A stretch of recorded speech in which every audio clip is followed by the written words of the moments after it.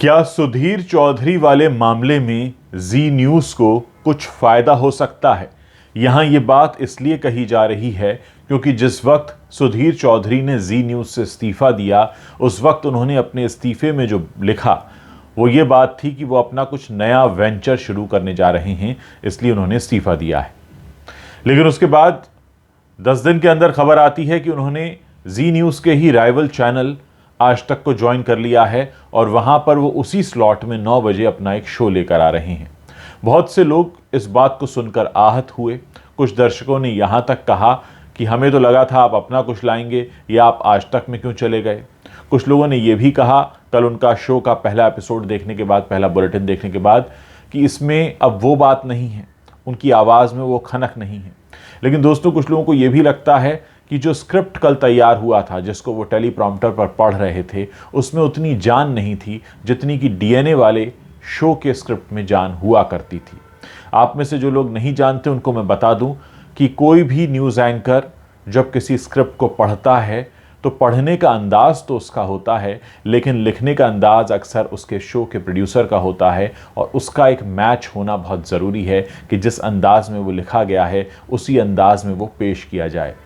जाहिर है जो डीएनए की टीम है वो जी में रह गई है। वो लोग जो डीएनए के लिए स्क्रिप्ट लिखा करते थे, वो लोग जो डीएनए के लिए पूरी कॉपी लिखा करते थे, वो सब अभी वही हैं। सिर्फ सुधीर चौधरी निकलकर दूसरे चैनल में चले गए हैं। ऐसे में वो अपने साथ क्या ले गए हैं? अपना अंदाज, अपना स्टाइल, अपना चेहरा मोहरा और अपने फैंस। लेकिन इस सब के बीच कहीं कुछ है जो मिसिंग है, और जो मिसिंग है वो स्क्रिप्ट, वो कॉपी, वो लेखन, वो भाषा शैली, जिस तरह से वो शो लिखा जाता था। और यही वजह है कि बहुत सारे लोग अब उस शो को मिस कर रहे हैं। हालांकि अभी कहना बहुत जल्दबाजी होगी, लेकिन कुछ लोगों को ये लगता है कि इस पूरे एपिसोड का असर जी न्यूज़ के फ़ायदे में ही होने जा रहा है। यानी जी न्यूज़ को अब इस बात का फ़ायदा मिल सकता है कि उनके पास वो पूरी की पूरी टीम है जो डीएनए जैसा शो बनाती थी। सिर्फ वो चेहरा, वो एंकर ही निकलकर दूसरे चैनल में गए हैं, और ये फ़र्क अब लोगों ने महसूस करना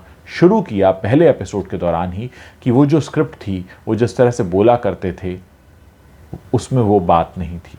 तो कहीं ऐसा तो नहीं कि इस पूरे मामले में फ़ायदा जी न्यूज़ को होने वाला हो।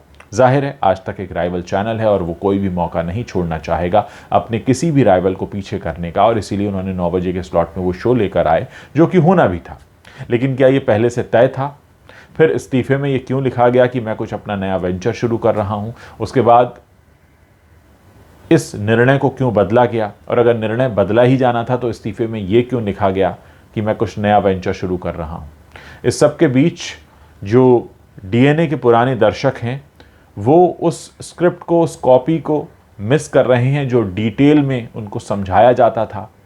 साथ ही उनको लगता था कि उनका अपना एक रिप्रेजेंटेशन होगा। तो ये सारी बातें हैं जो इस समय खल रही हैं लोगों को, और इस सब के बीच ऐसा लग रहा है कि इसका फ़ायदा जी न्यूज़ को हो सकता है, क्योंकि जी न्यूज़ के पास अभी भी वो पूरी की पूरी टीम है जो उस शो को बनाती थी। यानी सिर्फ प्रेजेंटर बदला है, अंदर का पूरा शरीर वहीं का वहीं है। तो अब देखना यह है कि क्या जी न्यूज़ इस पूरे मामले को एक चुनौती की तरह लेता है और फिर से वही जगह हासिल करता है दर्शकों के बीच, जो कि उस वक्त हुआ करती थी जब सुधीर चौधरी जी में रहते हुए डीएनए को होस्ट करते थे। बहुत कुछ निर्णायक है और आने वाले दिनों में बहुत कुछ साफ होने जा रहा है। आप लोग इस पर अपनी क्या राय रखते हैं, इस वीडियो के नीचे कमेंट करके मुझे बता सकते हैं।